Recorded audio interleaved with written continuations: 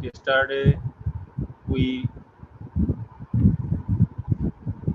had alumni interaction sessions, and then 3 talks from the academia persons and from the industry persons. And today in the morning half, we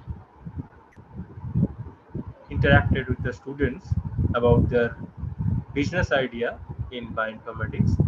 And now we are going to attend the poster presentation session, and we have got many responses, and from there we have selected some teams. So I am announcing their names. Please respond. Devpriyo Pal, Present, sir. Stik Bhattacharya, and Saptasa Chakraborty from Bengal Institute of Technology. Mohammad Arshad, Semantika Roy from Present, sir. Macau. Srijit Das, Doel Pal, Sukrisha Kormakar from Macau. Vishal Debroy, Aparajita Bag from Adamas University. Risa Banerjee, Kumkum Nag from Vellore Institute of Technology. Rupam Sil, Moyuk Sen, Riana Sinha Roy Yes, sir. from Macau, West Bengal. Manti Viswas, Kirtiman Mahata Yes, sir. from Macau. Shubham Bose, Srijoni Bhattacharya from Macau. Ridham Bhaumik, Diganta Roy, Joyan Devnath from Macau. Sandatta Bhattacharya, Vishal Devroy from Adamas. Present.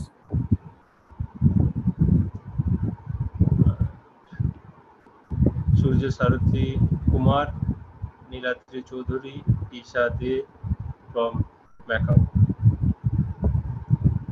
All right. So Surya Sarathi is present. Nilatri and Isha. Yes, sir. All right. So all of you know that the rule is you will get 8 minutes time to present, and 2 minutes will be kept for interaction.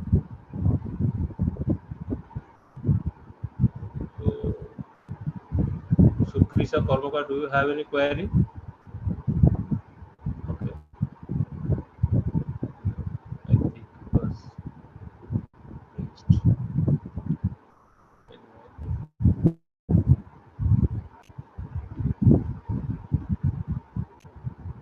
All right.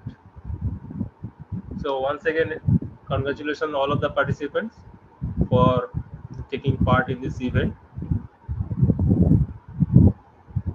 Now, one by one, the team will present their poster. So we hope that you have prepared it well. And first, you show the full poster, and then you can present the subsections slide by slide. All right. The first team, Devpriyo Pal, Shautik Bhattacharya, and Saptasa Chakraborty from Bengal Institute of Technology.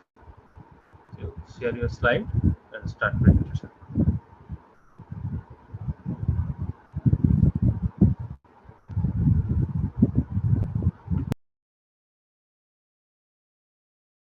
Please switch on your video.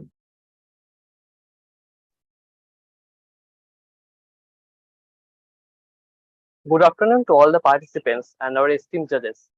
Today, we will be giving a presentation on data-driven ecology, modern bioinformatics in environmental research. So here it is our full poster. Now I will be sharing the slides, PPT that is.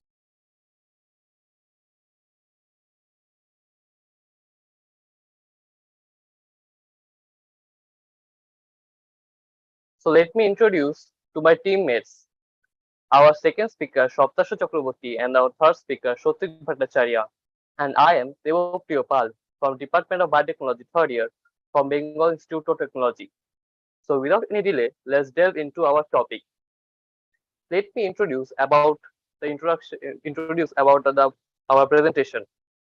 In the face of environmental and health threats from the global expansions and population growth, solutions are needed.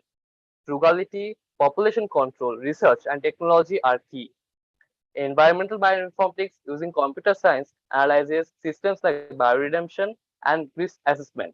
It aids in drug discovery, biodiversity preservation, and conservation efforts. This approach affords vital insights into complex systems and helps mitigate environmental challenges. Bioinformatics plays a crucial role in ecology by utilizing computational tools and techniques to analyze and interpret biological data, enabling researchers and conservationists to better understand and manage ecosystems. Here's how bioinformatics objectives align with the listed points. Ecosystem dynamics. Bioinformatics models complex species interactions and environmental changes, predicting ecosystem evolution. Species tracking. Using genetics, bioinformatics rapidly identify species, even cryptic ones, aiding monitoring efforts. Pollutant identification. Bioinformatics identifies genetic markers for the pollutant impact assessment, aiding environmental health evaluation. Climatic change impact. Genetic responses to climate change are analyzed through bioredemption, bioinformatics guiding conservation strategies. Drug discovery and risk assessment. Computational models predicting chemical impacts, advancing safer practices. Now, biodiversity conservation. Genetic data aids in tracking and protecting species diversity for effective conservation planning. Restoration ecology. Genetic insights help much local population with restoration condition boosting success. Disease outbreak analysis. Bioinformatics reveals genetic disease dynamics informing control strategies. Microbial ecology. Bioinformatics uncovers microbial roles in nutrient cycle and disease regulation. Habitat modeling. Genetic and environmental data combine to predict species distribution, assigning habitat management. Sustainable development. Bioinformatics assess species vulnerability to human activities and guiding balanced development. That's from my side. Now I would like to ask Shopta should continue with the rest of the slides. Thank you, Devapriya, for letting me continue. Now the applications. Bioinformatics uses geometric representation to assist in the analysis of multidimensional environmental data, including sample of soil, water, air, noise, waste, and also the chemicals. It makes easier to include different environmental data into database by creating a picture of environmental traits and also the health. Next slide, please. To help with management of endangered wildlife, bioinformatics provides geometric information. It is still difficult to obtain high quality DNA from uncommon or hard taxa. It enables the creation of predictive models for species distribution and habitat sustainability, assisting in the management and planning of conservation efforts. Next slide, please. Real-time monitoring and evolution of environmental changes are made possible by bioinformatics, enabling environmental decision making.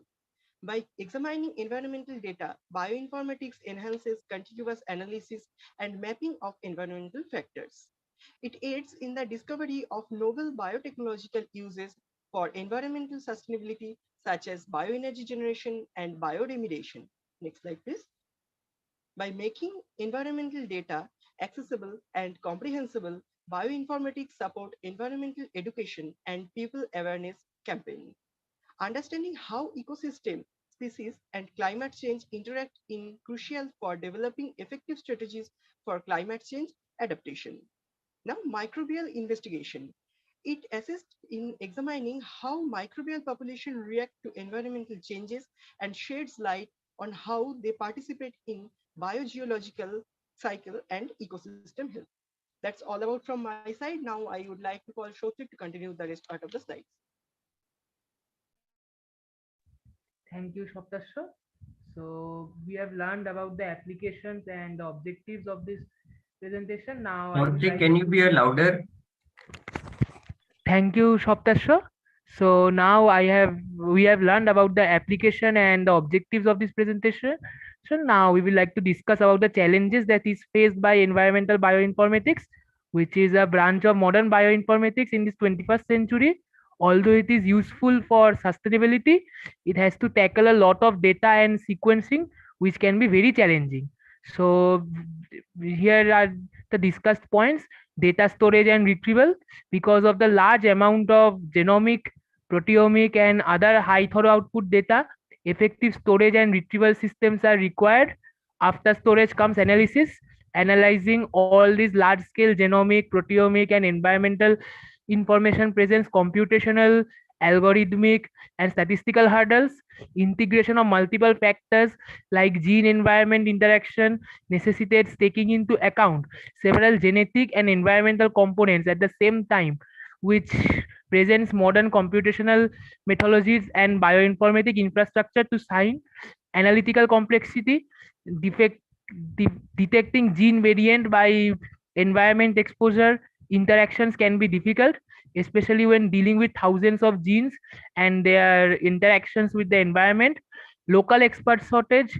Developing bioinformatics research and training facilities and programs in low and middle income countries is difficult due to lack of local professionals, particularly in the specialized fields. Associating DNA sequences to organisms. One of the most difficult challenges faced in environmental metabarcoding is precisely associating DNA sequences collected to specific plant and animal taxa. Predictive understanding of community function. A significant problem in microbial ecology is developing predictive models that link microbial community makeup to function. Current approaches to sequencing and bioinformatics have limitations in estimating metabolic functions for specific species. Now, I will like to conclude our presentation by stating that the primary goal is to connect environment with bioinformatics. The environment, human health, and contemporary bioinformatics are related when employing computational technology for bioinformatics. We are concentrated on data collection, processing, and transfer to the application part in the environmental section. Our ability to investigate the taxonomic and functional components of microbial communities that are essential not only to in industrial operations but also to various environmental activities has been greatly enhanced by advances in sequencing and computational biology. That is all from our part. I would like to thank everyone for their attention. These are the references, and if anyone has any questions, they can go ahead. Thank you. Thank you, all the presenter. So they have nicely presented their work. Now it is open for discussion. If anyone have any question.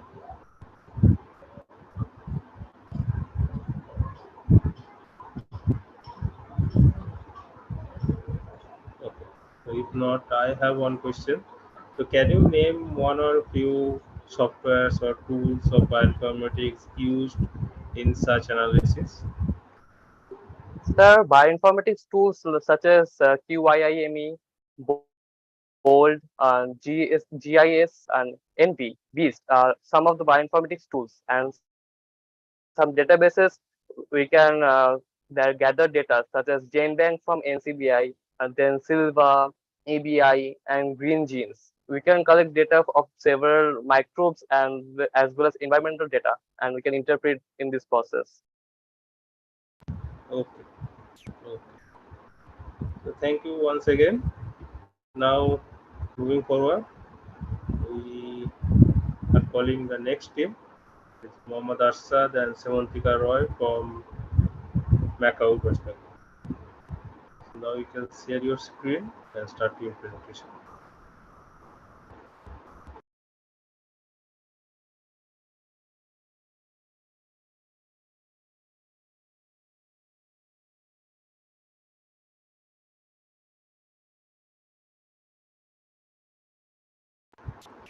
Mohammad Arshad, Semantika. Yes, sir. So present, sir. Am I audible? Yes, you are audible. Okay, sir.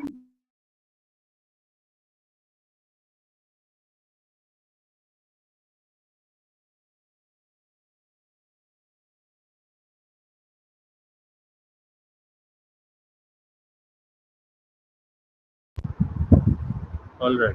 So your time starts now. Is it visible? Yes. A very good afternoon to one and all present here. Yes, sir. A very good afternoon to one and all present here. My dear participants, the fellow participants, and the very dear spectators. I am Semantika Roy, a second year student pursuing BSc Bioinformatics from Macau. Today, today my teammate MD Arshad and I are going to introduce you to the crust, mantle, and core of our presentation, Bioinformatics Zettelkasten, a networked approach to modern discovery.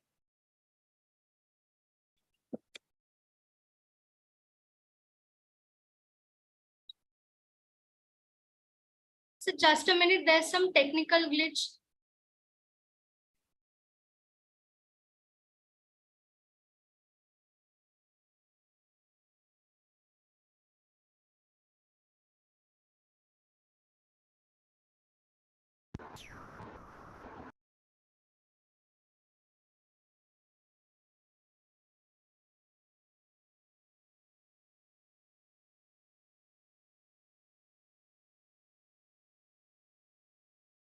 Sorry, there was some technical glitch. Moving on to its contents.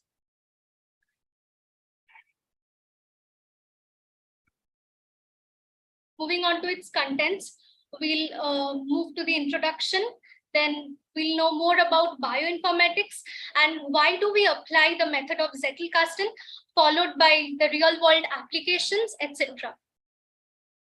Ever since the emergence of bioinformatics approximately around 50 years ago, a method called Zettelkasten, so effective and efficient for professionals of all domains, including entrepreneurs, organizers, and researchers, we wonder as to why this method hasn't ever been applied till date. This method, Zettelkasten, is fundamentally a smart approach to organize knowledge and ideas by crafting a connection between them. It was originally developed by Nicholas Luhmann, and it helps us by retaining information, identifying connections, etc. How we apply Zettelkasten in bioinformatics is that it revolves around various methods developed so far in the saga of bioinformatics research, including next generation sequencing, metagenomics, comparative genomics, etc. Now let's move on to unknown bioinformatics. We can say that bioinformatics is an interdisciplinary field which integrates computer science, biology, and statistics to interpret and analyze complex biological data sets. It helps us in understanding the molecular basis of life, predicting protein structures and functions, and tracing evolutionary relationships as well, and identifying genes and mutations. Moving on to the domain region, bioinformatics has its stretch from genomics, proteomics, statistical analysis, systems biology, etc. We'll soon explore these vast concepts in the session. But before, let's understand the significance of data integration. Data integration in bioinformatics is the combination of data gathered using a variety of scientific methods in computational biology and bioinformatics. Now we present the poster Bioinformatics Zettelkasten before you. We can see in the top left corner, we have a DNA double helical structure, and towards the right, we have RNA. This structures depict that as genetic codes, as complex molecules are transcribed by the RNA into simpler molecules, we can say that our idea is to convert the vast concepts into simpler versions by implementing the Zettelkasten method. Just in the tree, as the central trunk is connected to the branches, trees, and the roots, the modern bioinformatics over here is connected to the vast concepts like next generation sequencing, epigenetics, metagenomics, etc. Let's embark on knowing next generation sequencing, which is one of its branch. Next generation sequencing, we can see is a groundbreaking technology that is used to determine the nucleotides in entire genomes or targeted regions of DNA. This new technology replaces or makes it easier for researchers unlike the traditional Sanger method that required a lot of effort. With the explosion in the number of genomic projects, evolved comparative genomics, which we can establish as the process of drawing insights from a wide variety of, from the comparison of a wide variety of organisms, like ranging from bacteria to chimpanzees. It helps us to identify genes that are conserved in all organisms, which are common in all organisms, as well the genes that are that gives each organism its unique characteristics. In the left corner, we have the genomic sequences using comparative genomics.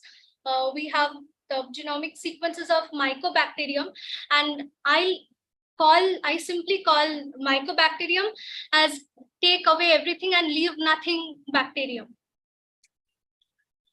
Now, network analysis as one of its branch in modern bioinformatics can be represented as the graphical method to represent complex cellular and metabolic pathways, predicting drug targets or interactions between receptor molecules. It uses various graphical methods to represent genomic entities, proteins, drugs, etc. We can see in the left corner, we have carbohydrate molecules as represented as nodes and edges, and in the bottom left, almost central corner, we have protein molecules and their pathways represented graphically.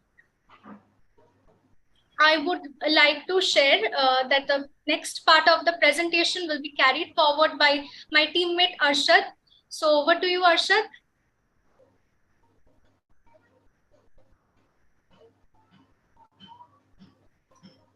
Thank you so much, Kemantika.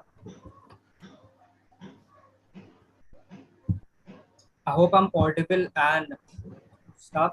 Hello, can you all see me? Hello. Yes, yes. Thank you so much. As you all have heard, Shemantika and y'all in the part of network analysis.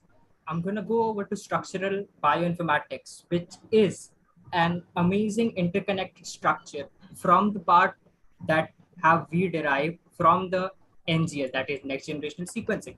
Now, what is structural bioinformatics? Structural bioinformatics is an interdisciplinary field that helps us get the structure of beautiful proteins and structures of biomolecules, which was not visible to us 30 or 40 years ago. Now, the image that you see on the right-hand side of my slide is the thyroredoxin protein structure in Drosophila melanogera.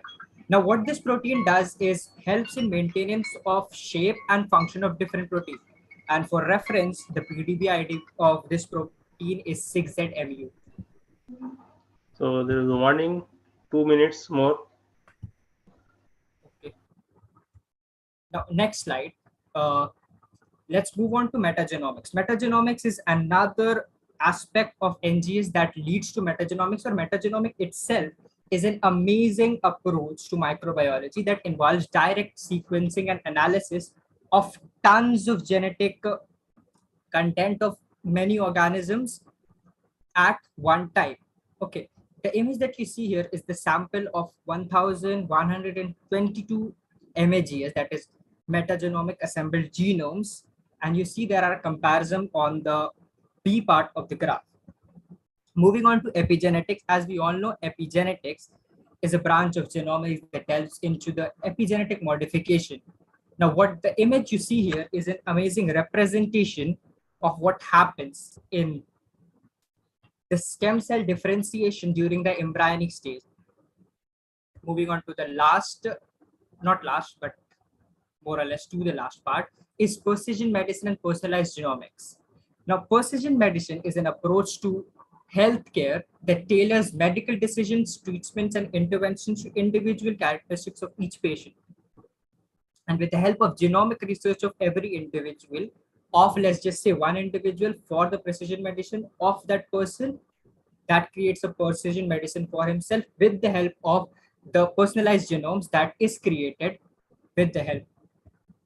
Now, the last part of the poster is bioinformatics databases. These databases act as repositories for vast amounts of big data that we collect as bioinformaticians. The image that you see here is derived from or taken from the KEGG, that is Kyoto Encyclopedia of Genes and Genomes, which is none but ribosome biogenesis in eukaryotes. You can see the step-by-step structure that I have gotten from KEGG. Now, I want to move on to a real-world application of our approach to the poster. As you all have heard that Zettelkasten is an interconnected approach. Now, what we did is understanding that method and connecting that to the bioinformatics part, and then creating a ripple effect, making what do you call it here. I hope you can see this screen also. There is a 3D structure of next generation sequencing in the middle. You can see comparative genomics is on the right hand side. There is comparative genomics, then there is network analysis, then there is structural bioinformatics and metagenomics. Now, if you go to another aspect of it, you see epigenetics, precision medicine, and personalized genomics, bioinformatics database, and individual application. What makes this individual application apart is next, this slide. What is the real world application? How can we approach the Zettelkasten bioinformatics method in a real world application? And we can do that to personalize cancer treatment through genomic profiling. How can we do that? Step one, next generation sequencing. We can take the sequence of Asad, humoral. you have run out of time, so please make it short. Within 1 minute, you conclude. Okay, sir. I'll just end it here. I'll just keep it short with the help of real-world application. You can take the tumoral and normal gene, sequence it, then compare the tumor gene with the help of comparative genomics. I'm sorry, I can't delve into that, deep dive into it. So you can see that pictorial representation of it. And finally, last but not the least, since we are running out of time, I'd like to address there are some ethical challenges related to personalized medicine. When we are approaching a real-world application like cancer, there are stuff that we have to protect, like protecting patients' data and then storing that data, privacy measures, and a lot of stuff. I want to conclude this by saying bioinformatics is not just related, or our approach of this poster is not just limited to the theoretical part, like you'll see and we have seen. Okay, our approach is very practical in terms of, or comparatively other stuff. You can hear all the references you can see that we have gotten, and if anyone has any relatable doubt or stuff, you can scan this QR code and get access to all the material of our presentation. And if you want to deep dive into the real world application, you can scan this part and jump to the real world application, and you'll get it. Thanks a lot. I just want to thank all the conveners and organizing for this. Thanks a lot for giving us the opportunity. Thank you so much. All right, thank you. So if you have any question, you can ask directly, else we will move to the next participant. Next came Srijit Das and Roel from Macaut, West Bengal. So you can start your presentation. You share your slide. Srijit. Srijit and Doel. Sir, is it visible? Yes, make it large. Full view.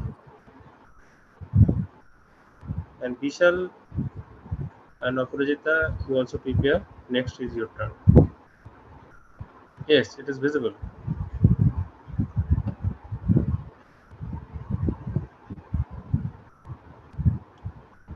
Make it in full view mode.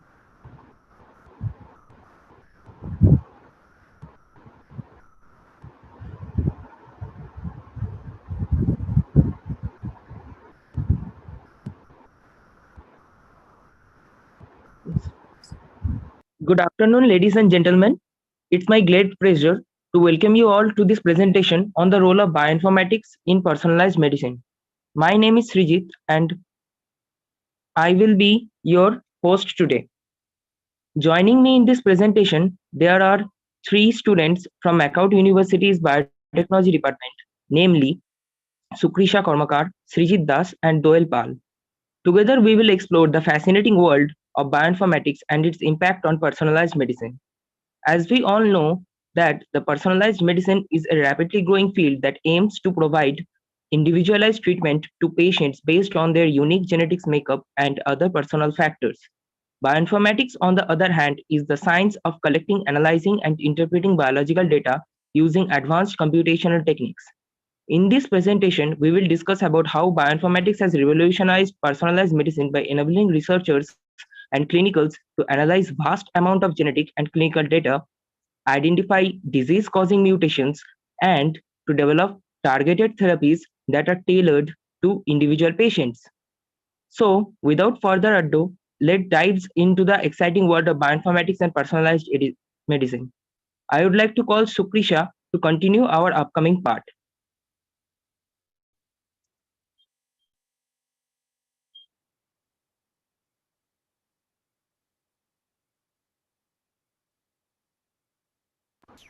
Unmute yourself, unmute. We can't hear you.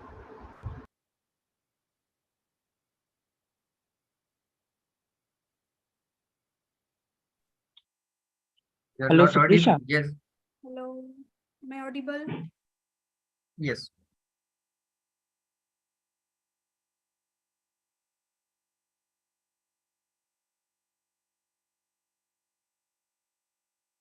Yes, you're audible. Continue.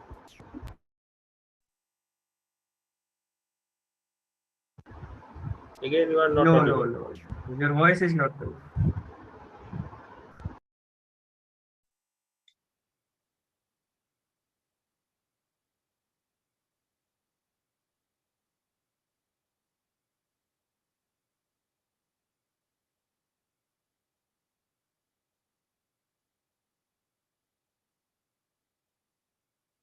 Please, your voice is not coming. So please check your audio device. Mic option.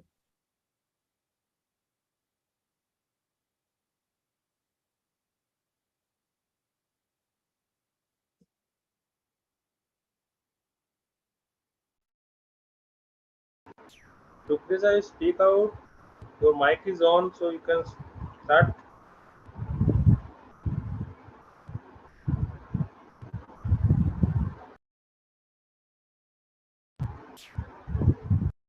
No, no. You are not audible. Sir, Click on can the I continue? button. Yeah. You ask Supisha to check out the mic button. Meanwhile, you can say, Supisha, you just check the mic option. There is arrow button, and you check with the different options which is working for you. Am I audible? Yeah, now audible, please. So, good afternoon, everyone. Today, we are here to discuss the fascinating world of bioinformatics and its role in personalized medicine. Firstly, let's understand what bioinformatics is. Bioinformatics is an interdisciplinary field that combines biology, computer science, and statistics to analyze and interpret biological data.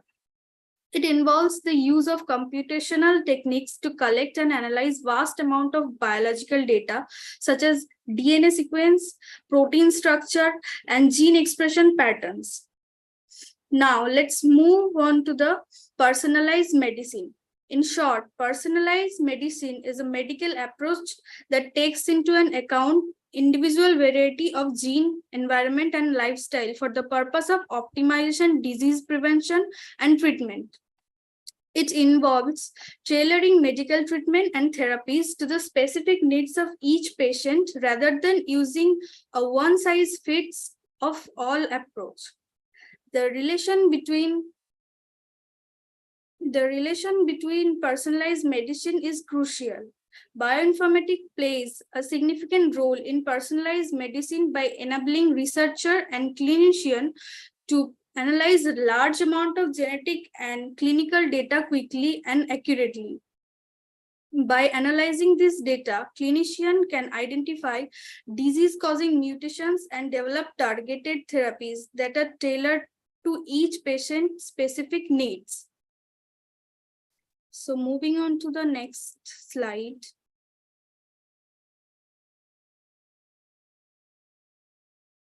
Yes, bioinformatics and genomics protocols are essential in personalized medicine. These protocols allow researchers and clinicians to analyze large amount of genomic data quickly and accurately.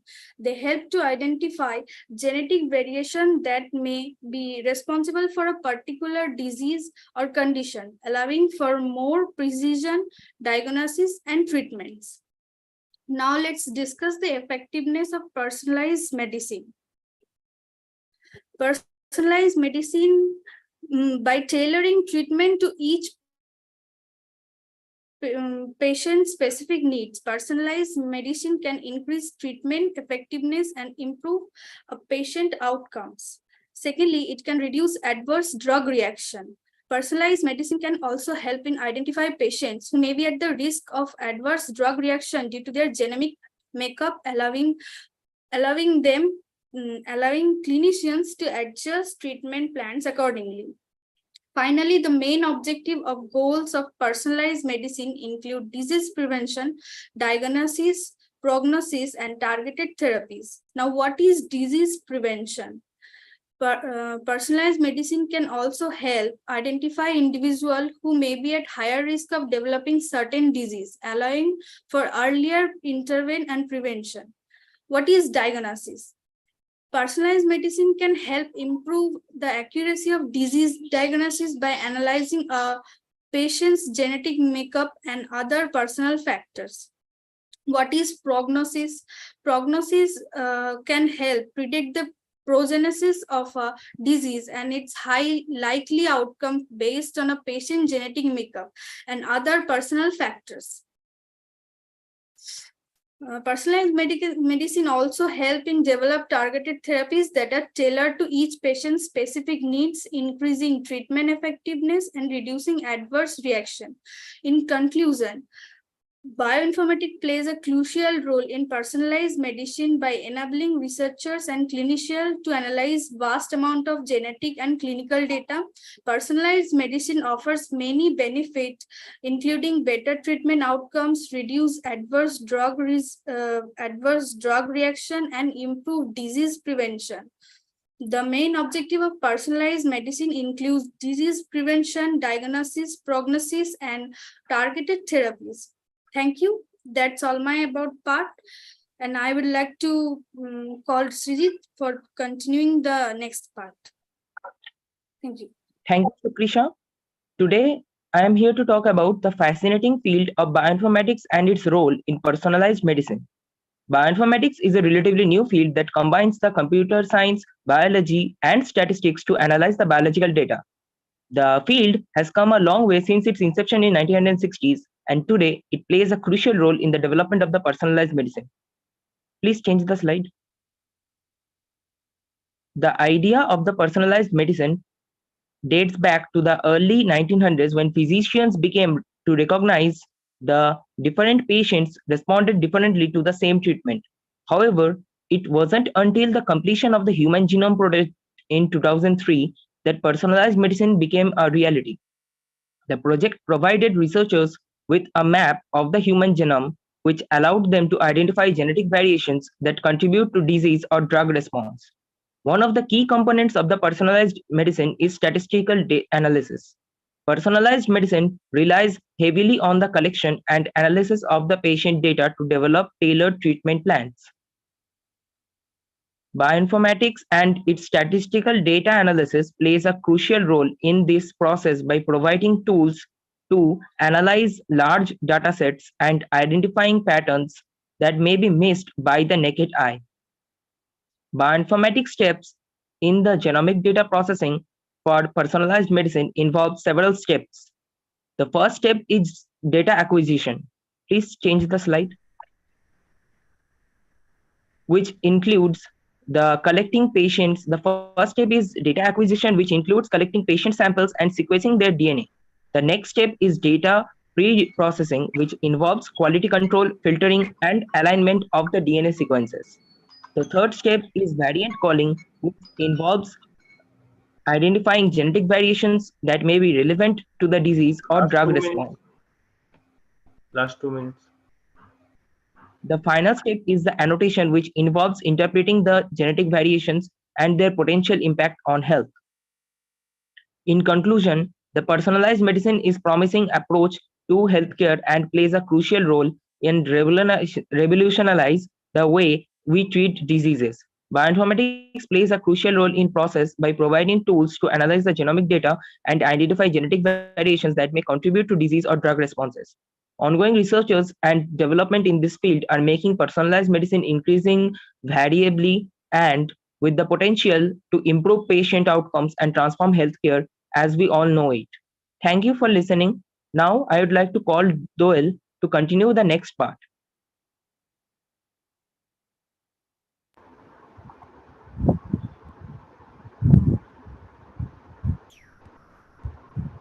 So last minute you conclude it.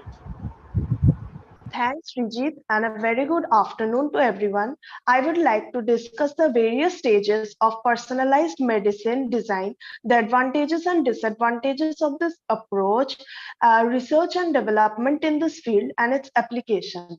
The first stage in personalized medicine design is the collection of patients' data, including medical history, family history, and genetic information. This data is then analyzed using bioinformatics tools to identify the genetic variation that may contribute to disease or drug response.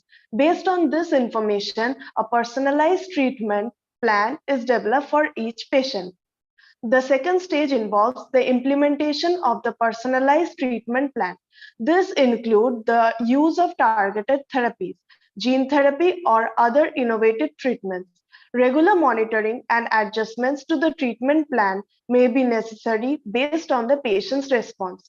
The advantages of personalized medicine are numerous. It allows for more precise and effective treatments tailored to individual patients, reducing the risk of adverse reactions and improving patients' outcome. It also has the potential to reduce the healthcare cost by avoiding unnecessary treatments and hospitalization. However, there are also some disadvantages to personalized medicine. It can be expensive and time consuming to collect and analyze patients' data, and not all the patients have the access to these resources. There is also the risk of over reliance on genetic data, which may not be always a reliable predictor of disease or drug response. There is also the risk of overdiagnosis and overtreatment, as personalized medicine may lead to identification of conditions that may not cause symptoms or require treatment Time up. otherwise. Conclude soon. Conclude. Um, the research and development is personalized medicine are ongoing. There is growing focus on developing new bioinformatics tool to analyze genomic data more efficiently. In conclusion, personalized medicine has the potential to revolutionize healthcare by providing more precise and effective treatments tailored to the individual patients. We can expect to see the continued advancement in this field that will benefit patients around the world. Thank you. Now let's conclude today's session in a jest. I would like to call Srijit for that. Your Thank time you, is up everyone. actually. All Thank right, you, Yes, sir. sir. thank you. Your time is up. You have taken more than 15 minutes. So for every participant, please consider the time. You will have 8-minute time for presentation and then 2 minutes for interaction. All right. Thank you. So do you have any questions on this, audience? Anyone? I have a question. Yeah. Hello, Who is this? Devopriya sir. Okay. Uh, if I design any kind of personalized drug for a patient, should I go for phenotypic drug discovery or target-based drug discovery? Please repeat the Please repeat. question. If I need to design any kind of drug molecules for a patient, should I go for phenotypic drug discovery or target-based drug discovery?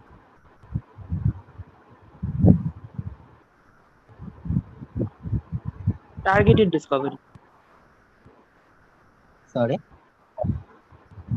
hello. I think phenotypic screening is used either as an alternative to target based drug discovery to identify the drug candidate or as a complementary. So, by conducting it, genetic screening in phenotypic assays to narrowing on a specific driver on the disease, which means concluding to the target based drug discovery is better than phenotypic screening. Okay, okay. Thank you. Once again, thank you, team, for presenting your Sir, I have a uh, question. Can I poster. ask? No, we can't take more questions right now. Okay. So we are going to the next speaker, Vishal Devroy and Aparajita Bag from Adams University. Yes, sir. So I'm sharing my screen. Yeah.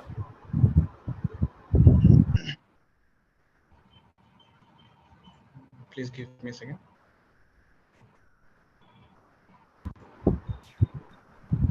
So keep the time 8 Yes, sir. minutes. Yeah. Yes. Sir, can you please tell me if it is visible, the full screen? Yeah. Okay. So, good afternoon to everyone, the panelists and all other presenters present here. Myself, Vishal Devroy, and along with my partner, Aparajita Bag, we're going to present our study. The topic is antimicrobial peptide identification from uncharacterized gene of Staphylococcus aureus MSSA476. So we all know like Staphylococcus aureus is a gram-positive bacteria, and it's commonly found in human and animal skins. Like, and this is a highly pathogenic bacteria. But also on the other hand, like Staphylococcus aureus is being used as a common laboratory bacteria.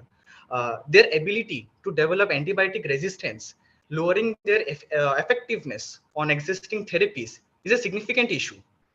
So, and one such common laboratory strain is the MSSA476. The full form stands for methicillin susceptible Staphylococcus aureus 476 strain. Its genome is not fully characterized, and thus it need to be explored. Many researchers have identified small peptides encoded by the genome of MSSA476 strain, which are not studied yet, or you can say which are not characterized yet. So in our study, we aimed like the main aim was to understand and characterize those peptides and which might have role in the colonization of the bacterium, clearing the nearby microbiota, and thus offering valuable insights in understanding the mechanism of infection of this bacteria. So in this total work, we did it in a 4-step. The first step was the screening of S aureus MSSA 476 genome to select the peptides. The next step was the prediction of the antimicrobial properties of those screened peptides. The third step was characterization of the predicted peptides, like whether they are antimicrobial, I mean they're antibacterial, antifungal, antiviral, or what kind of property they have. And lastly, we did a motif search, like if the protein have any motif or domain associated with it. The next results and conclusion section will be discussed by my partner Aparajita Bag. So I hand it over to her. Thank you. Good afternoon, everyone. I'll continue from here, the results and the conclusion. To perform this analysis, the genome of S. aureus MSSA 476 strain was studied, which made us select 72 small peptides which were less than or equal to 55 amino acids in length. After analyzing these 72 peptides using the antimicrobial peptide database, we were able to sort 8 peptides that were predicted to have antimicrobial properties. When we studied these peptides for the characterization, we found that 5 peptides were candidicidal and 7 peptides were having antiviral characteristics. Finally, when we performed the motif analysis, we found that one peptide was predicted to have Hall-Tox-like motif, which was responsible for bacterial cell lysis, suggesting the presence of antibacterial property in that peptide. From all this data we have collected, we can hypothesize that 8 peptides encoded by the genome of S. aureus MSSA 476 strain might have antimicrobial properties which enable them to kill the nearby microbiota of the humans and helping itself to grow in large number, thus colonizing in the gut and causing severe diseases like skin infection, pneumonia, and toxic shock syndrome. The presence of Hall-Tox-like motif in the one of the peptides suggested that the possibility of antibacterial properties in that peptide, in that bacteria. Thus, further analysis by wet lab experiments needed to be performed to validate our hypothesis. It will help us to understand the mechanism of colonization of this bacteria and thus designing an approach to prevent the spread of this bacteria. Thank you. This was the topic presentation. Well, thank you. Thank you for presenting your work. Thank you. So, if We are like, if anyone asks a question, we can like here answer. right.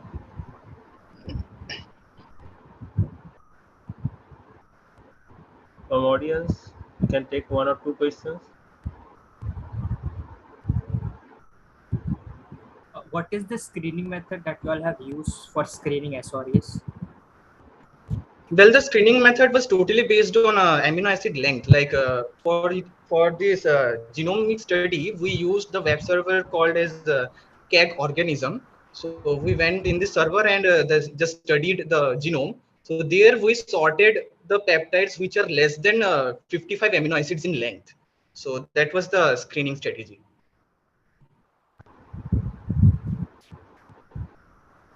So, I have one question. So, you are talking about the genome. So, that means without the plasmids, or you are including the plasmids? No, sir, it is without plasmid. Okay.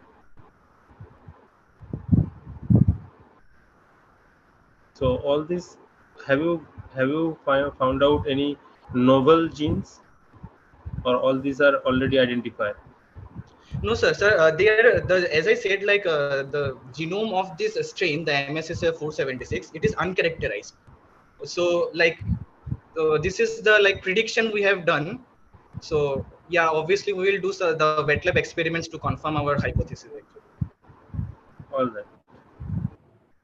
yes. Thank you very much. Thank you for presenting your Thank you, sir. poster. So I have Thank you. one question. I have one question. All right. All right. Yeah. You are claiming that these selected peptides have the antimicrobial activity.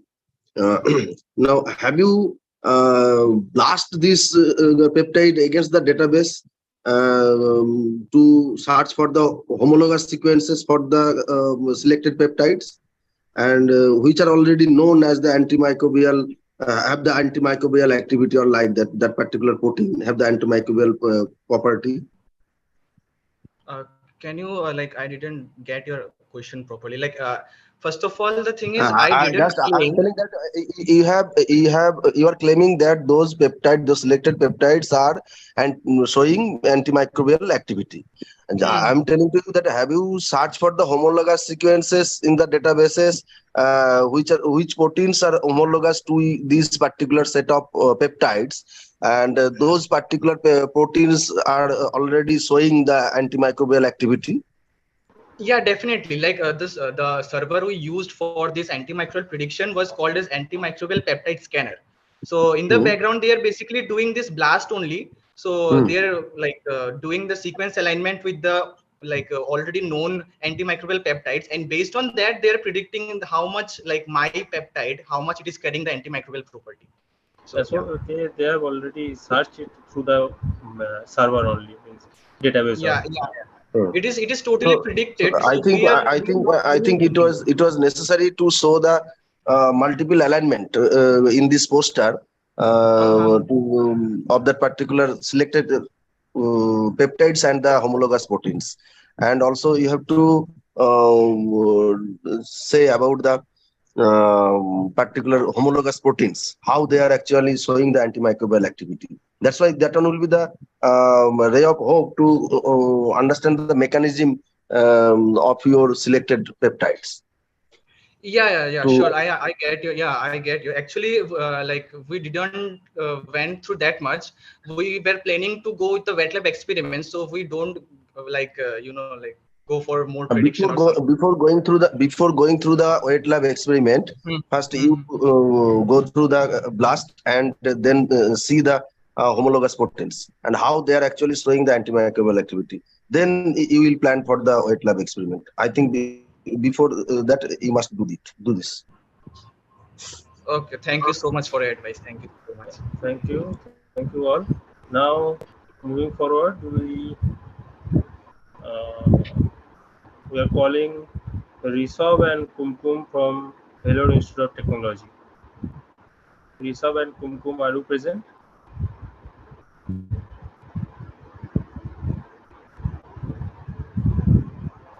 Rishabh and Kumkum.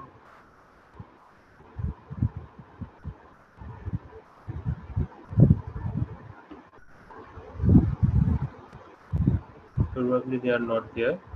Okay, we are going to next team, that is Rupam Seal and Mohit Sen from Macau.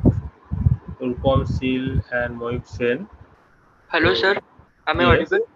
yes, you are audible. So next We have speaker a will third be teammate. Manti and Kirtiman. Get ready, Manti and Kirtiman. Yeah, Rupam, you can Sir, share we your have a slide. third teammate, Diana. So she will be sharing her screen. Yeah, share your screen.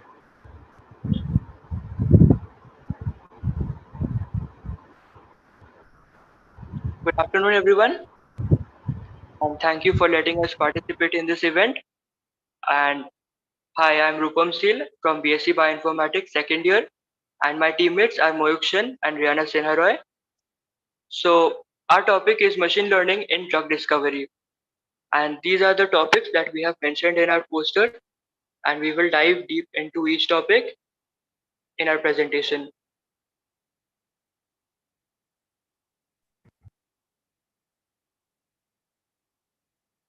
We start the presentation. Okay, so first of all, we will see the contents where we will understand what topics are there. Yes, so these are the topics, and I will be explaining applications and introduction first. So, in the field of modern bioinformatics, machine learning is one of the most important pillars, and this helps us to study large data sets using large data sets of chemical and biological data to study and design new drugs and predict the properties of new drugs. This has the potential to significantly reduce the time and cost and effort that we deliver in producing new drugs and help us make better treatment. So I'll be explaining the applications of machine learning in drug discovery. So the first point is target identification. Machine learning can be used to analyze large data by using big data tools like Hadoop or Apache, and we can study the genes and the relation with with specific diseases. This information can be used to identify potential drug targets. And the next point is precision medicine. Machine learning can be used to design new drugs that are more likely to be effective and safe. And this can be helped to make precision medicine and personalized medicine and help us make better treatment. Property prediction. Machine learning can be used to predict the properties of various drug molecules by studying the structure in 3D format using various softwares. And this can help us to reduce the effort we put in preclinical drug trials. Patient stratification. We stratify and classify patients based on their response to various drug molecules, and this helps us to provide better treatments in the healthcare industry. After this, Moyukshan will explain the challenges in the field of modern bioinformatics. Good afternoon, everyone. I am Moyuk Sen from BSc Bioinformatics second year, and today I am discussing about the challenges that we are facing in the field of drug discovery industry by using the modern bioinformatics. So first one is the data availability. These machine learning models actually require huge, large data sets, but it is difficult to obtain these data sets as it might be quite expensive and require a huge labor force. The second challenge that we face here is the model validation. Actually, it is important to note that these machine learning models are using traditional experimental methods, which might result in the variation, which might the results might get varied. So we need to validate the results, and which might be time consuming and expensive too. Interpretability is another issue that we are facing in machine learning models, that the prediction which are made by these models are difficult to understand. But after all of these challenges, we have new technologies with us to cope up with the situation, which will be discussed by our next team member, Rihanna Sinaroy.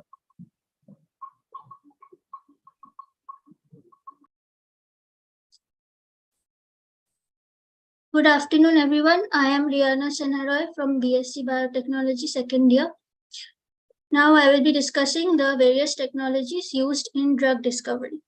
Starting off with in silico medicine, it is a company that uses a platform called Clinics, which uses data from clinical trials and other sources to identify potential drug targets and target new drugs. They are known for using generative adversarial networks and other generative models to design novel molecular structures. These models can suggest new compound candidates with desired properties based on the patterns they have learned from the training data. Secondly, we have Atomwise. Atomwise engine refers to their AI-driven platform that uses deep learning and molecular simulations to analyze and predict interactions between chemical compounds and biological targets, such as proteins. This technology is used to accelerate the drug discovery process by identifying potential drug candidates and optimizing their properties in a more efficient and cost-effective manner compared to traditional methods. Lastly, we have Google AI. Google AI works with large and diverse datasets containing information about chemical compounds, their structures, properties, and interactions with biological targets like proteins. These datasets can include information from scientific literature, chemical databases, and experimental results. It develops and trains machine learning models, often using deep learning techniques to predict various properties of new drug targets. These properties can include anything from binding affinity, that is, how strongly a drug binds to its target, to solubility, to toxicity, and more. It often collaborates with pharmaceutical companies, research institutions, and academia to apply its machine learning expertise to specific drug discovery projects.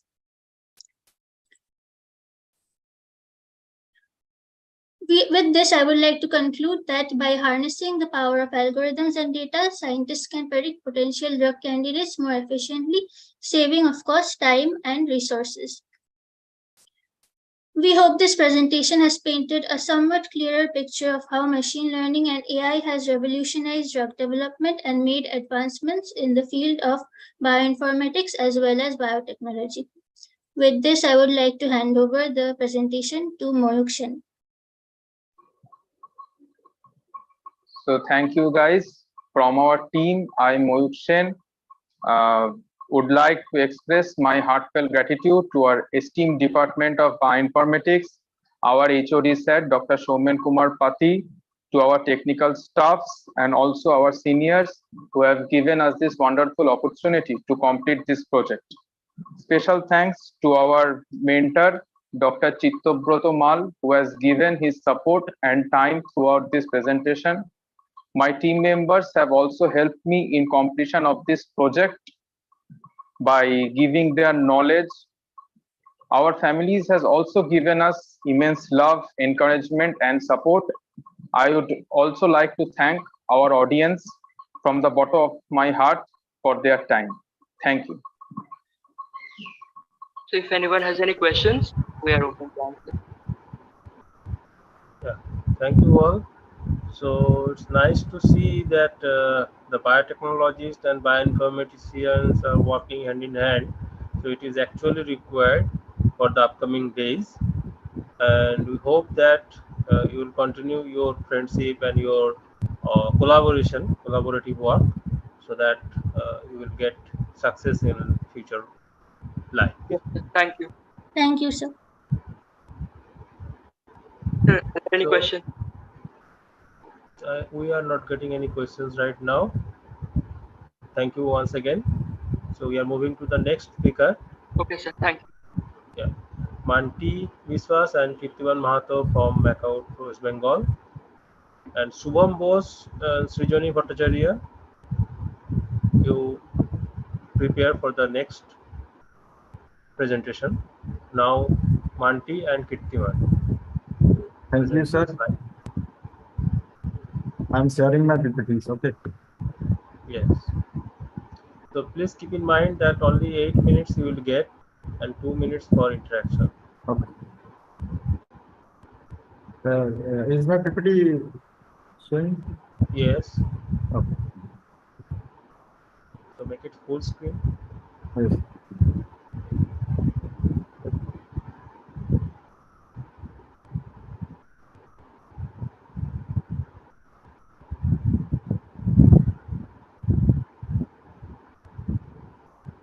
Hello.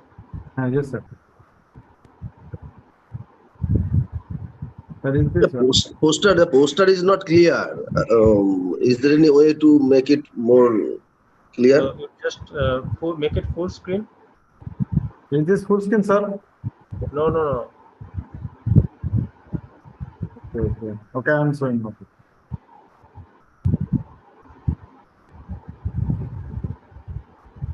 Yes, start slideshow.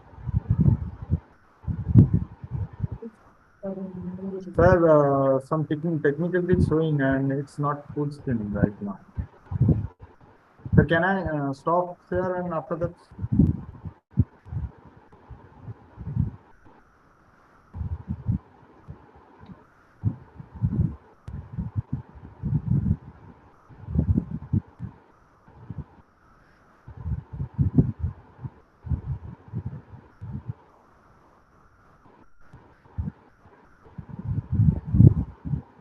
Sir, is this showing? So if it is not coming, so leave it. You start continue. Okay, sir. So am I audible to all of you? Yes. Okay. So good afternoon, my respected teacher and fellow mates. I, Kirtiman Mahato, and my friend Manti Biswas, we both present these PPTs and posters. Okay.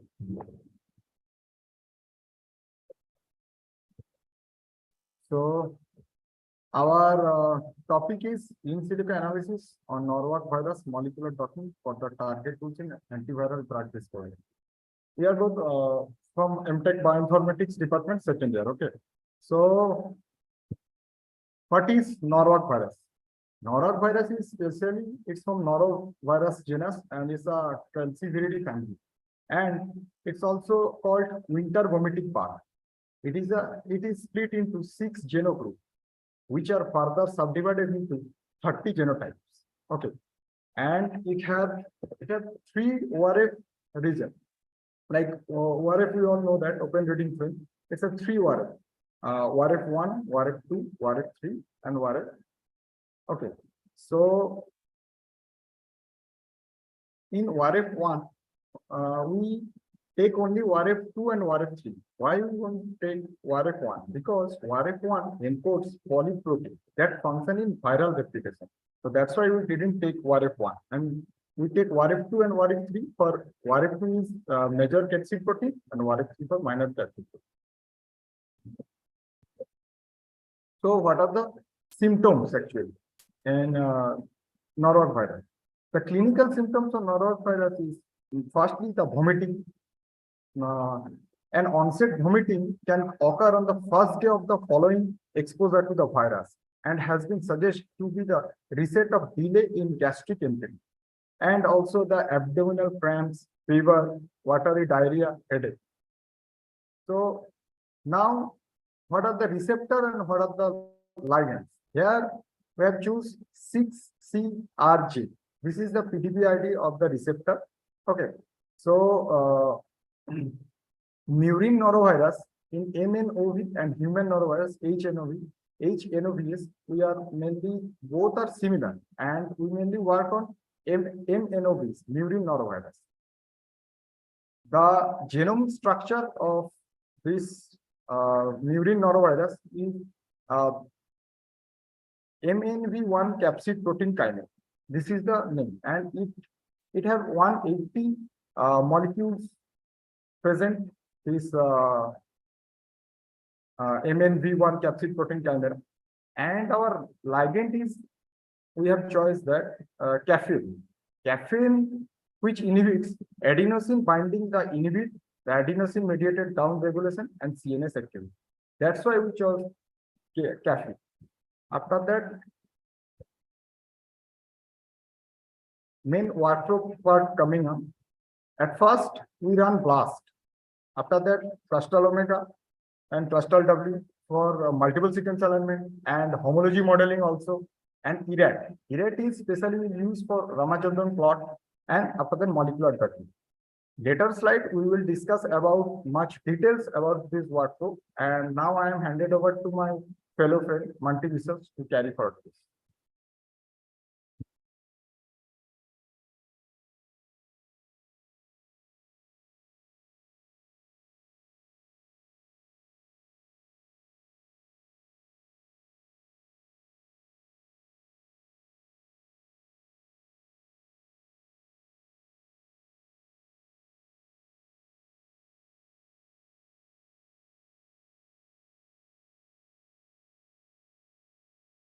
Good afternoon, sir. Am I audible? Yes. Hello, sir. Yes, continue. You're audible.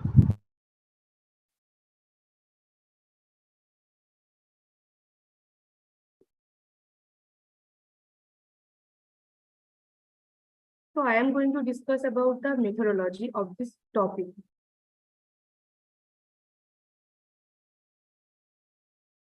So what is BLAST? BLAST stands for Basic Local Alignment Search Tools.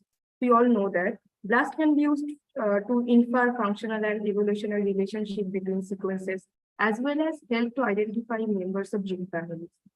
Here, capsid protein sequence that we are seeking to identify by comparing it to known protein sequences. And so protein BLAST should be selected from the BLAST menu. Then enter the query sequence in the search box, provide a job title, choose a database to query, and click the BLAST. View the description tab to see a list of significant alignments. The first match is synthetic construct.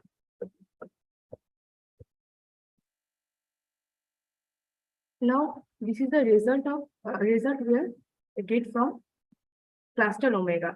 So this is the hide color and this is the show color result. So cluster omega is widely used package for carrying out multiple sequences, multiple sequence alignment, MSL. So the red color, shows small and hydrophobic properties, and the blue color shows the acidic properties, and the gray color shows the unusual amino acid. And the asterisk, the colon, period, the asterisk indicates the position which have a single fully conserved residue. The colon part indicates conservation between groups of strongly similar properties. The period indicates conservation between groups of weakly similar properties.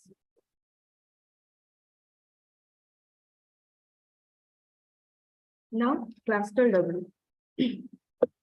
This is the result from cluster W, and this is the phylogenetic tree. Now, what is cluster W and why we use the cluster W?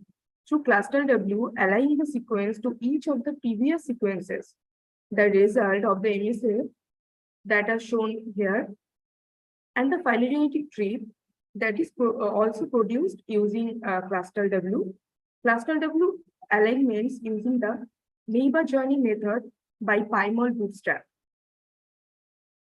Bootstrap resampling values are indicates at the nodes. These are the bootstrap values.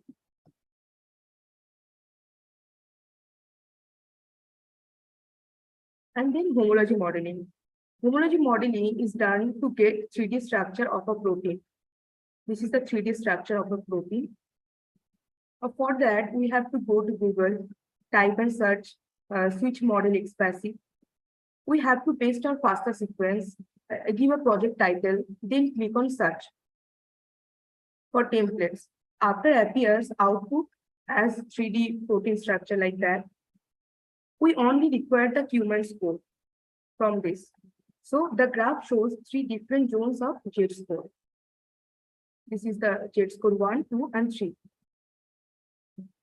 After that, download the model and open the model on Discovery Studio Visualizer.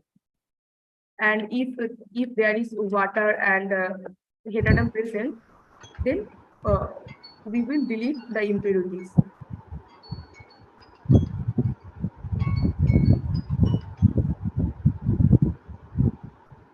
If there appears a thumb Last down. 1 minute, conclude. Hello, sir. Last 1 minute, conclude soon. If there appears a thumb down sign, that means this model cannot be used for future docking.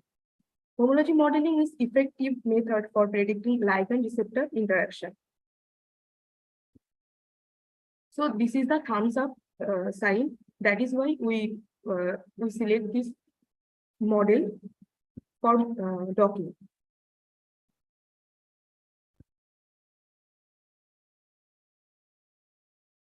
Then this is the ERAD. This is the result that we get from ERAD. This is the theoretical model, and this is the project model, and this is the mole probability Ramachandran analysis.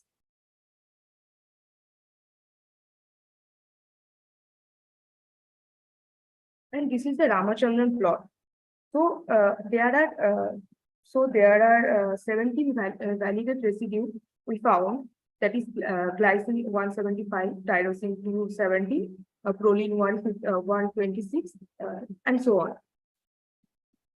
And through this, verifying that the 3D determines the compatibility of an atomic model that is three-dimensional with its own structure, and the amino acid that is present, that is one-dimensional.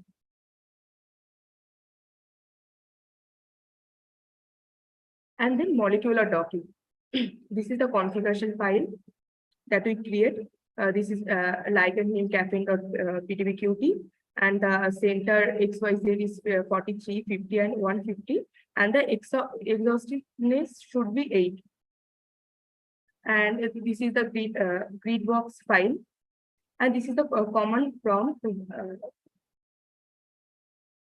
We normally get nine output file of ligand, but The best output file of ligand is output ligand underscore 1.pdbqt.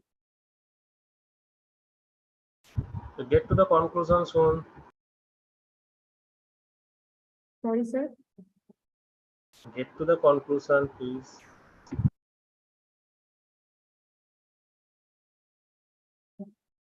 So, why we use molecular docking? Molecular docking is an attractive scaffold to understand drug biomolecular interactions for the rational drug design and discovery, as well as in the mechanistic study by placing a molecule like ligand into the specific region of a protein. So these are the conclusions. The interplay of norovirus and host immunity still poses many unanswered questions. But although mortality is typically limited to the extremes of age, the diseases exerts a significant role on the healthcare system. But the management will depend primarily on infection control efforts. And this is the recent outbreaks through Centers for Disease Control and Prevention. They show that CDC data that norovirus cases peaked between February and March of 2023.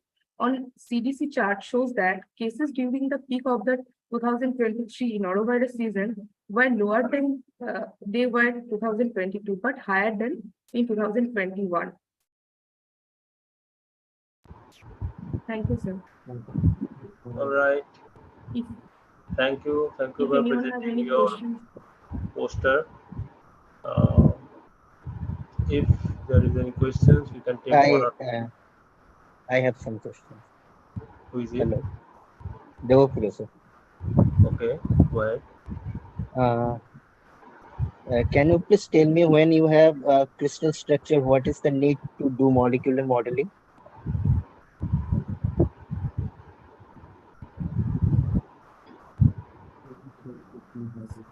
Sorry, sir. We don't hear you. When you have a crystal structure, what is the need to do molecular modeling? Am I audible to you?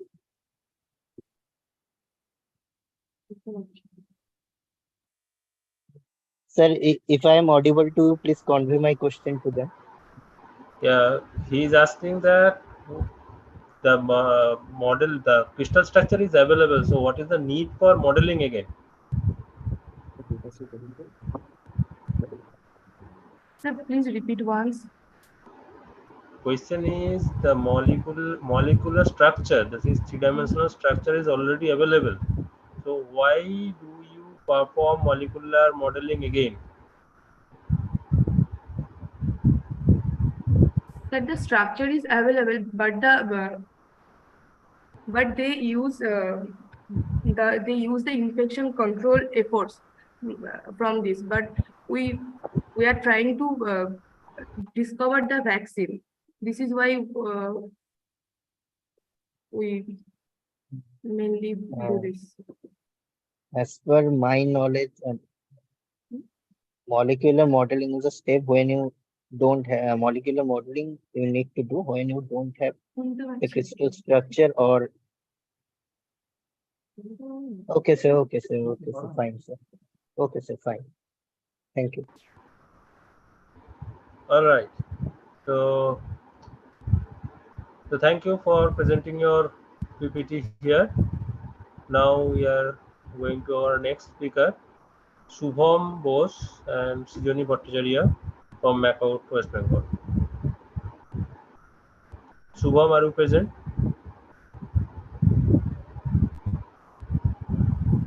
Shubham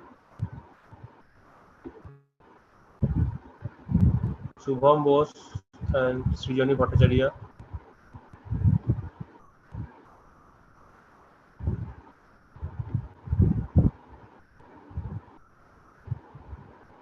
I think they are not present. Okay. So next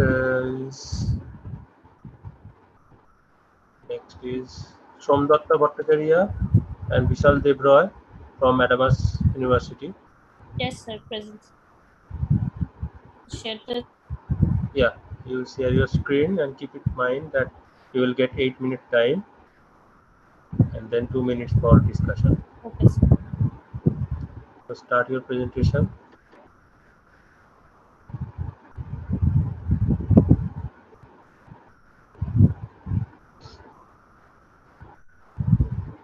So it's visible, sir? Yes, perfect. Okay.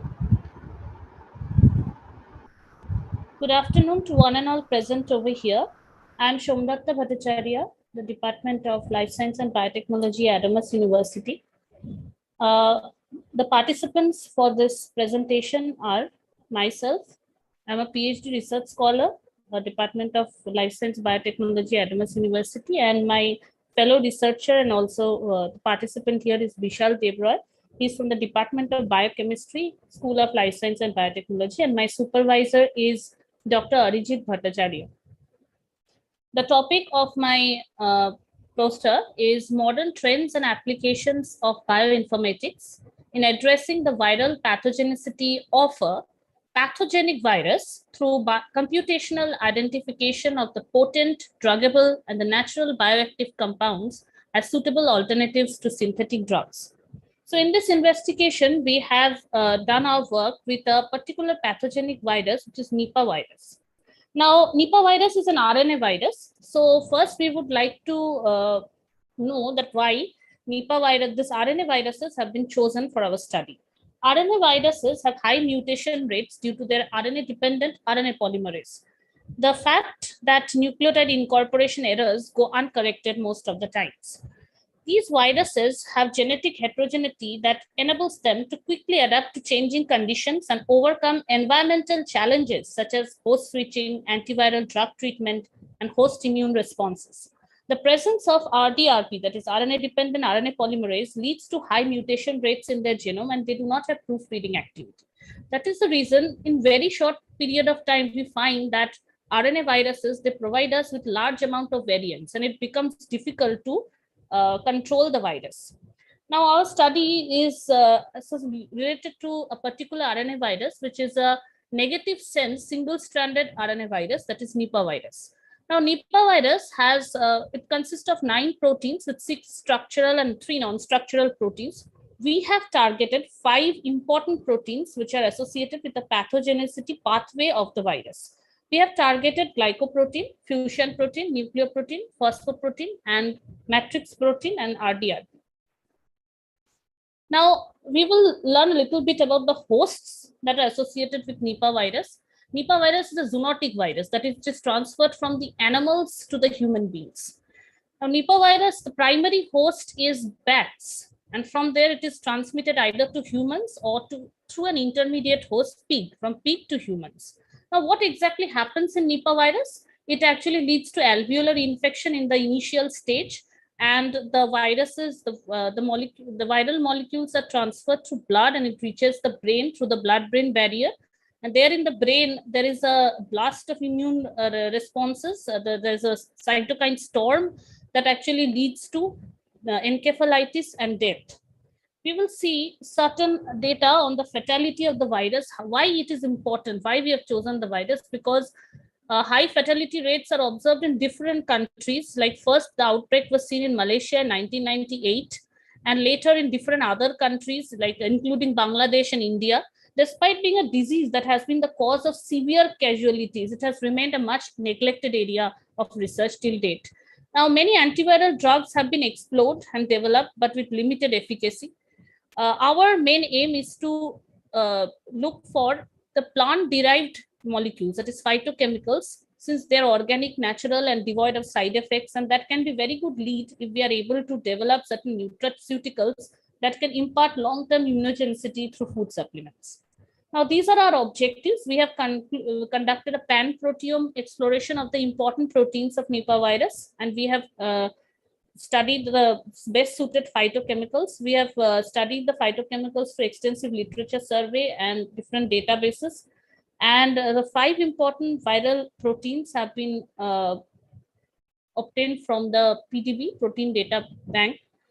Now, based on the result, further studies with the variants of the phytochemicals were also done. And then the toxicity test. Toxicity test is very important because otherwise, whether the molecule is effective as a drug, whether it has the potential to reach its target in the in sufficient quantity and remain there, and it should not be toxic to the body. So all these things should be kept in mind. And then next we did molecular dynamic simulation to confirm our studies. This is the methodology. First, the protein has been retrieved from the protein structures have been retrieved. Then protein modeling was done for the structures for the proteins, so the structures were not available. Then the preparation part was done for molecular docking studies, and then toxicity analysis. We have used several web tools for toxicity, bioavailability, drug likeness, all these studies, and we have used Swiss ADME software for doing the ADMET pharmacokinetic and pharmacodynamic studies, and then we have done molecular dynamic studies. Now, these are the first part of the results. We have seen that tensionone 1, which is a diterpenoid, is showing the highest binding affinity with 3D11 glycoprotein, 6-TYYS fusion protein, 7 and T5 nucleoprotein, and modern matrix protein, and rosemary quinone, which is another terpenoid, is shown to show high binding affinity with RTR. Now, these are the binding pockets that we have shown. We have generated the image through PyMol. And here, one of the tools for PyMol is AVPS electrostatics, where we have shown the binding pocket where the protein is binding to the ligand. And then we have used BioVia Discovery Studio for showing the protein ligand interaction. This has been done for the first protein, that is tensionone 1 and 3D11. Then tensionone 1 and fusion protein, a similar interaction binding pocket has been shown. And this is for the nucleoprotein. We have shown the similar kind of interaction and the binding pocket. This is for the matrix protein. And this is for RDRP and rosemary quinone. Now, since we have seen that tensionone 1 has given the highest binding affinity with all the proteins, so we have taken, in order to make the study more accurate, we have taken the variants of tensionin. And through these graphs, we find that there are many variants of tensionin, like tensionin C, tensionin 2A, 2B, tensionin 6, tensionin 5. So we have seen that tensionin C has given the highest binding affinity both for global and local docking. So these are the results for glycoprotein, fusion protein, nucleoprotein, matrix protein. Now, the third part of our result is the physiodynamic, bioactivity, pharmacodynamic, and toxicity analysis. To be an effective drug, a potential molecule must reach its target in the body in sufficient concentration and stay there in a bioactive form long enough for the expected biological events to occur. Drug development involves an assessment of absorption, distribution, metabolism, excretion. Increasingly, it becomes easier in the discovery process if we can find these results early in the investigation. So in the physiodynamic properties of the phytochemicals, it shows certain, for especially the phytochemicals showing the highest binding scores, these are the results. And the bioactivity index of the phytochemicals having the best binding score. Table 3 is a toxicity index table where we find that the phytochemicals are phytochemicals with the best binding affinities are shown. And here we have found a unique finding of the FDA-approved drug remdesivir with rosemary quinone. Rosemary quinone is so we have this unique finding shows that FDA-approved drug remdesivir has shown a similar kind of result with rosemary quinone. Rosemary quinone is a natural alternative to synthetic drugs. So we can see this is a confirmation that our study is in the right direction. This is the conclusion on the future implication. The study proposes future implication for innovative natural alternatives to synthetic drugs, which could be free from side effects. The study implicates safety profiles of the molecules for proper risk assessment before further studies. Virtual screening can help in the wet lab testing of the natural phytochemicals in vitro studies that can establish a good lead to develop future drugs. I sincerely thank my supervisor, Dr. Arijit Bhattacharya, and my fellow researcher, Vishal Devroy, for his consistent support and hard work in the successful completion of this work. And I would also like to thank Macaut for giving us a platform to present our work. And this work has been considered for publication and it is in the review process. These are the references. Thank you everyone for your patience and kind attention. Thank you. Thank you for presenting. Can you show your full poster, please? Sir, actually, I did not understand. I have done it in the form of PPT only. Okay. Okay. So let us see whether any questions from audience. Okay. I want to ask that you are targeting RDRP. Yes, sir. Yes, sir. Well, one of the proteins. Yes. Yes, that one is the RNA dependent RNA polymerase. Yes, sir. And by observing the docking score, I understand that that one has been performed through AutoDock tool. Yes, sir. Yes, sir. We have actually used PyRex for the molecular docking. PyRx, yes, you have performed through PyRx. Yes, sir. But whenever you will consider an enzyme, at that moment, you have to consider the receptor molecule not as a rigid molecule. It must be a flexible molecule. Your software will consider the receptor molecule as the flexible one, and in AutoDock, the receptor will be considered as a rigid molecule. That's why I think it will be better to use that software or those software which are considering the receptor molecule not as a rigid molecule, will be considered as a flexible molecule. That's why whenever your ligand will bind to the receptor molecule, what type of conformational changes will take place in the receptor, that one will also be considered. Otherwise, it will not be possible. Am I clear? Okay, sir. So can you suggest a tool which can be used for You can search in Google. I can. We are using HDoc. Okay, sir. We are using HDoc as because that one is considering the receptor molecule as a flexible molecule. Since this one is an enzyme. Sir, have you performed the molecular dynamics and simulation? Yes, sir. Yes, sir. My team member Vishal wants to say something. Vishal?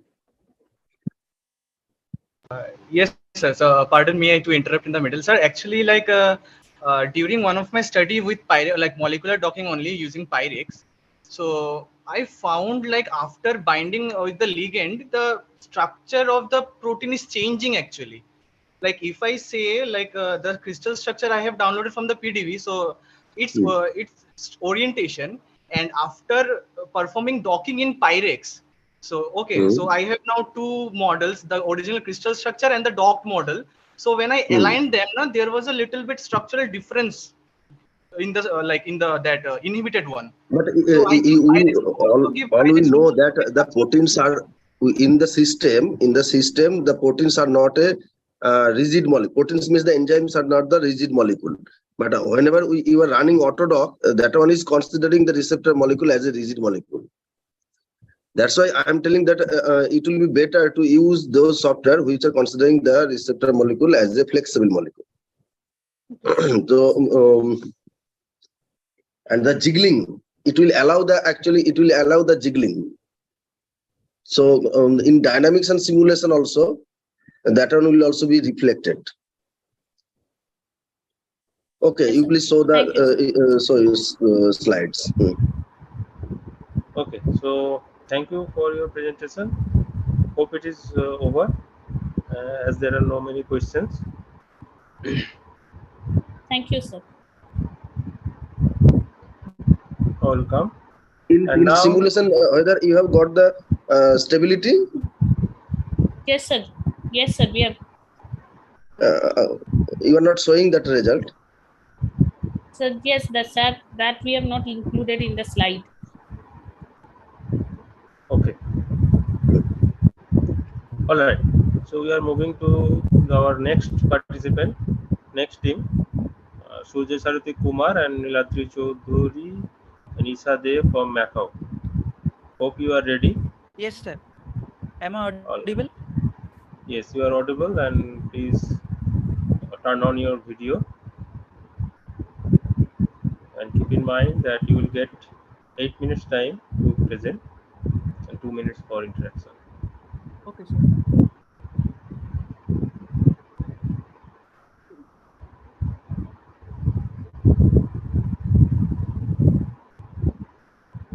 Is it visible, sir? Yes, it is visible.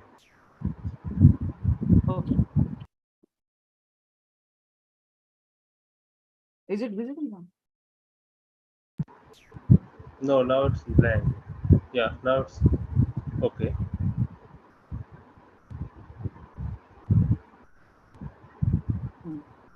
So, good afternoon, everyone who are present in today's Bioinfesto.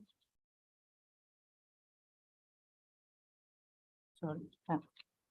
Good afternoon, everyone, to all who are present in today's Bioinfesto 2023 Day 2, organized by Department of Bioinformatics, Macau, West Bengal. I am Surya Sarathi Kumar from Department of Biotechnology, Macau, West Bengal, and my co-partners in the team member, they are Niladri Chaudhary and Isha De. So in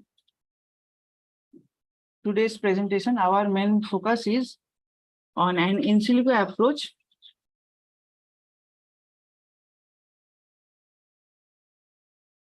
to identify and diagnose cancer, a possible way out or not. So as we know, cancer is a lethal and dangerous disease nowadays all over the world, but this disease have not any proper treatment by which one cancerous person can revert back to its normal person or normal body system. So for that, every scientists and researchers are working day and night to create medicine. Yes, cancer is curable if detected early. Each patient after clinical checkup receives some therapy and medicine. Depending upon the therapeutical and medicinal report, some data will generate. This data is known as clinico-pathological data.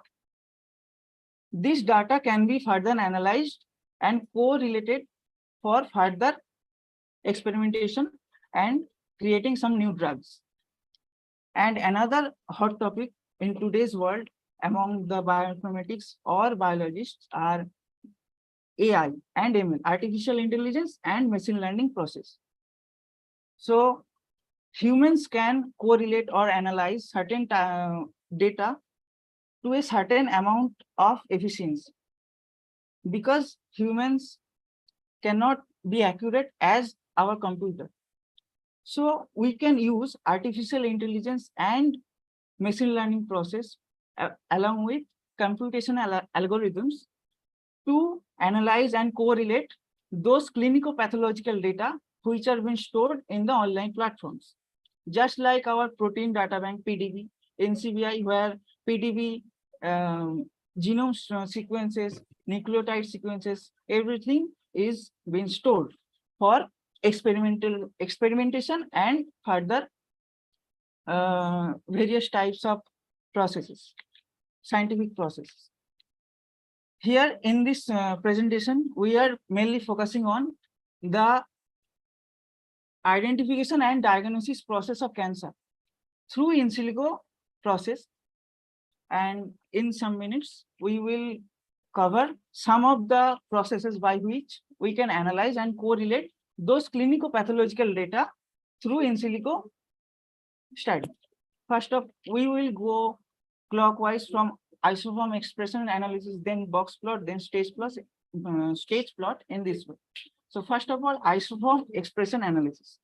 Cancer is triggered by some of the particular genes. Suppose BRCA1 is responsible for triggering the breast cancer. MSH1, MLH2, these are some genes which are responsible for triggering some specific cancers in human system, body system.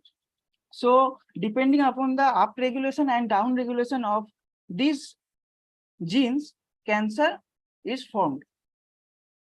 Suppose BRCA1 is a gene and this gene caused some mutation. After mutation, the conformational structure of BRCA1 is changed. So after changing the conformation, the BRCA1 will form or produce different concentration of protein rather than wild type BRCA1. So BRCA1 till now have 23 type of isoform structures. MLH1 have 12, MLH1 has 9 isoform structures and so on. So through this, we can detect that which type of isoform structure produces which concentration of particular protein. Then box plot analysis. Through box plot analysis, we can actually predict the upregulation and downregulation of particular gene which is responsible for causing that particular cancer. Then comes the stage plot analysis. As we know, cancer have several stages. First stage, second stage, third stage, and so on. So in every stage, there is variable in protein concentration in body system. After triggering by some specific gene in the body, the concentration of every protein varies in every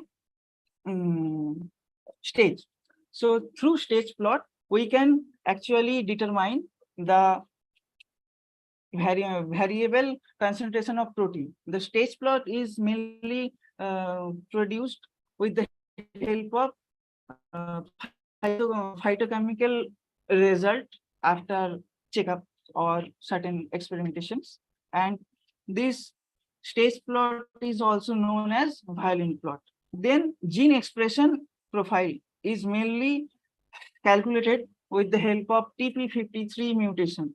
This TP53 or P53 gene is very essential for cell regulation and cell signaling. P53 is associated with MDM2 and CHK2 phosphorylates this P53 and activates P53. Then this activated P53 further activates P21, which is a transcriptional factor of some genes. Then this P21 gene activates CDK. This CDK then further activates the checkpoint regulation during the cell cycle.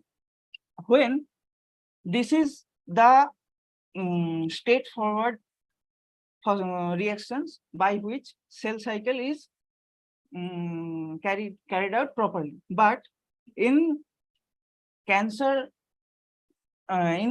cells, this P53 gene is mutated maximum time, and this phosphorylation step is not done properly. For that, P53 is present in inactivated form. If P53 is inactivated, then P21 will not be activated. If P21 is not activated, then CDK will not be activated. If CDK is not activated, then cell checkpoint regulation will be not checked properly, and cell will undergo rapid proliferation, and which will ultimately cause the cancer, the deadly disease. Then comes the pathway analysis. Pathway analysis is depending upon the particular genes which So which you are have last minute. Please conclude. Okay, sir.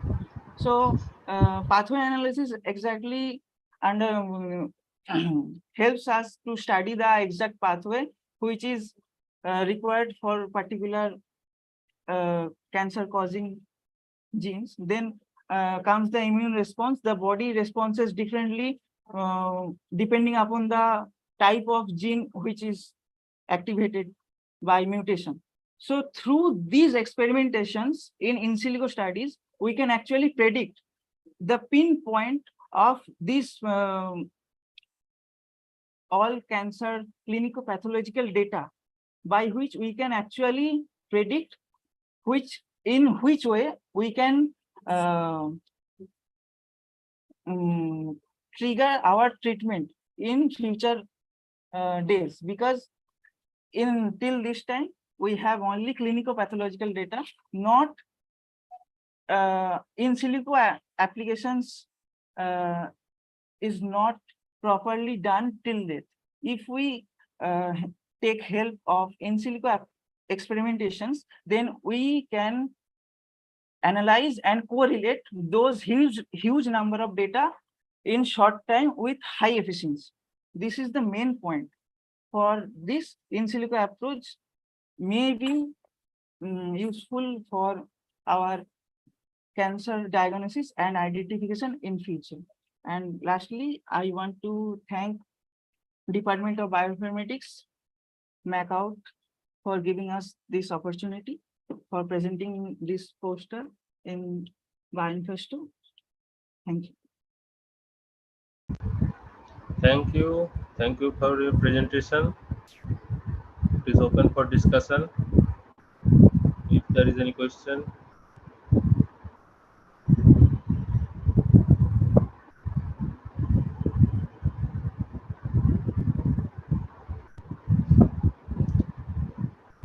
Okay. Everyone So, is telling about the artificial intelligence. My question is it artificial? Everything is input by the intelligent person. So how it will be an artificial? Artificial in the sense that we are inputting the data manually, but the correlation and identification and analysis part is completely done by the computer because of the high efficiency of analysis and correlation.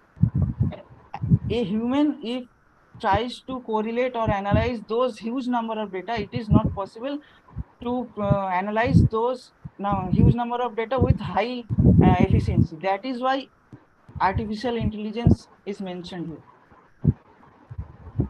okay. So I have one question. Here I can see that you have discussed about isoform expression, Yes, sir. and then again you are analyzing gene expression. So what is the difference? Because you have already studied isoforms, so then why you are interested in gene expression again? Because when we are targeting the isoform reaction, we are actually targeting the particular BRCA1 or MLH1 or MSH2. They are different conformational changes. But in gene expression, we are targeting the rest of the genes which are adjacent to that particular gene. Suppose we are targeting breast cancer or blood cancer or any type of cancer. For that reason, the gene which is responsible to cause that cancer, that gene is analyzed in the isoform expression.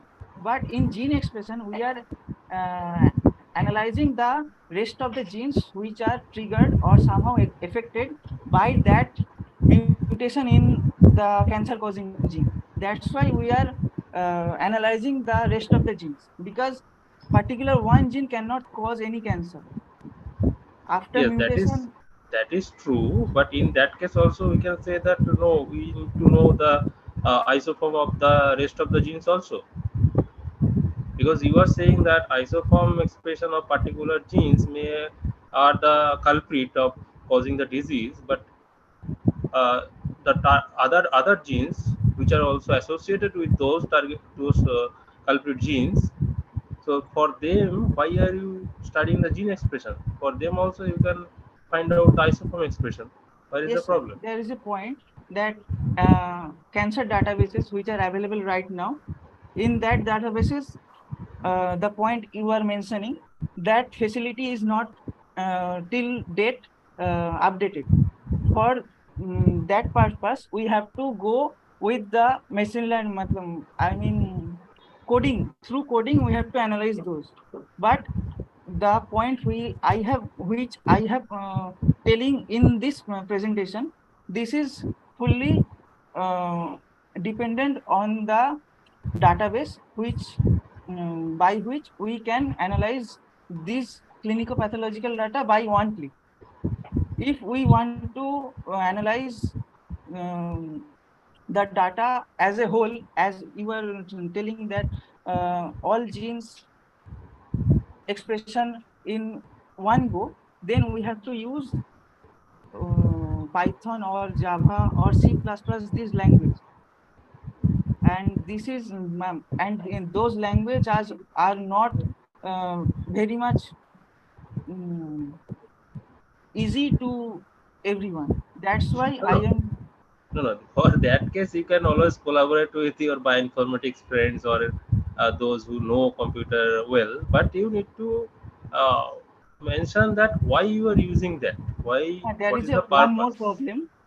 We can retrieve data from NCBI and PDB, but from these databases, we cannot retrieve the data.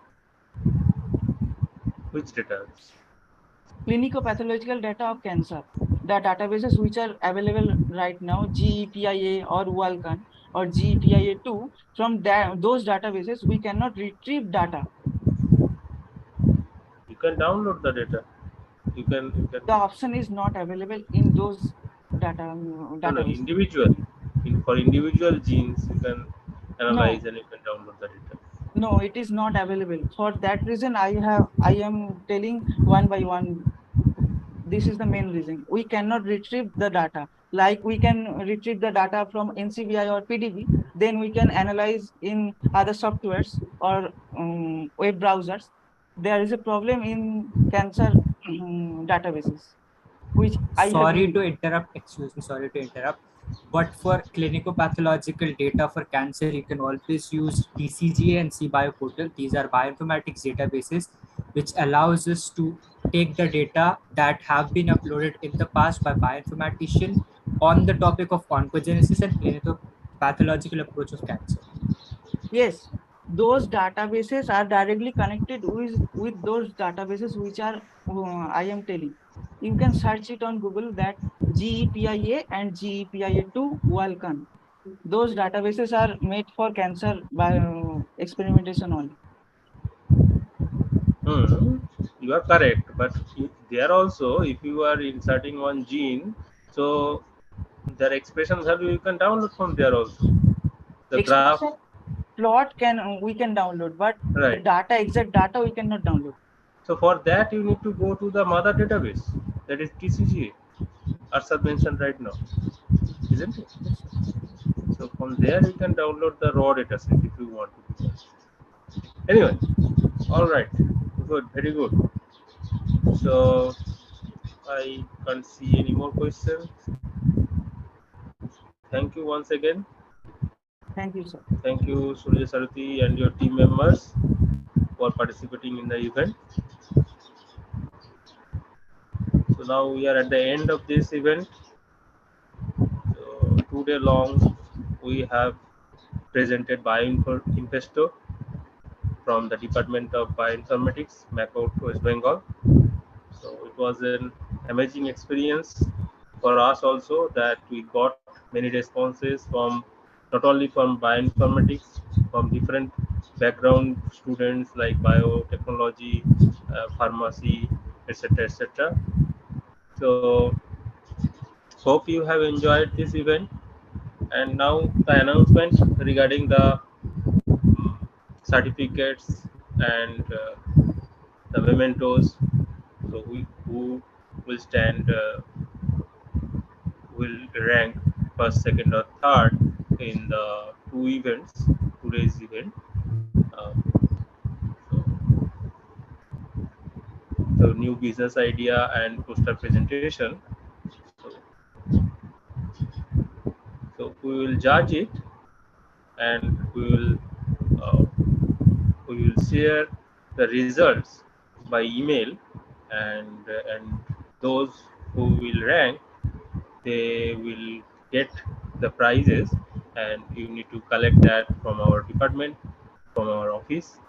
So that all that information will be mentioned in the email, and participating certificate, all of you will get participating certificate. All right.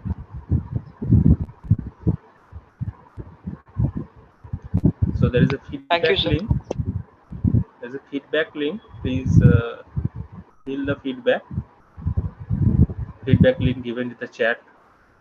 Please fill the feedback, and all the successful participants will get the certificate. So Anuj is asking, will this poster be accessible later? What do you mean by this poster?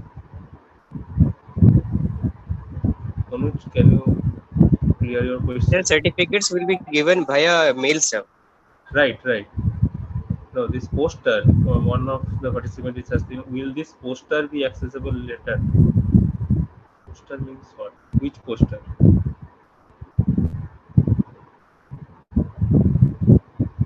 It is not clear to us. Anyway, thank you for joining this event organized by Bioinformatics Department. Hope we will arrange such programs in future also, and we will love to participate in it. Thank you.